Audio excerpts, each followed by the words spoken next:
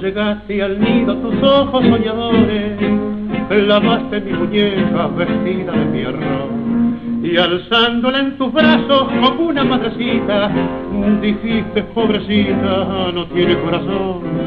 Tus manos diligentes hurgaron todo el cuarto, y con un pedacito muy rojo de papel, un corazón le hiciste, un corazón pequeño, que clavaste en su pecho con un lindo alfiler.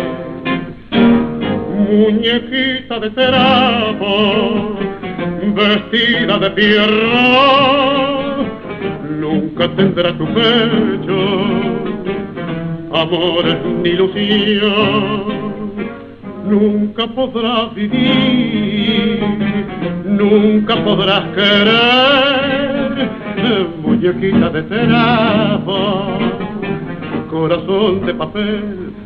Pasaron 4 meses de sueños y de idilio, y vos que en ese pecho tenés un corazón. Igual que golondrina volaste a otro nido, sin preocuparte nada por lo que atrás quedó.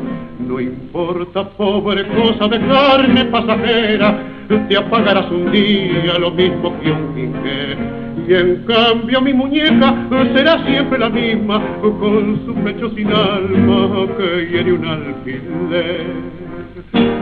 Muñequita de trapo, vestida de fierro, aunque no tengas alma, te quiero solo a vos, pues sé que para siempre habrás de serme fiel, muñequita de trapo, corazón de papel.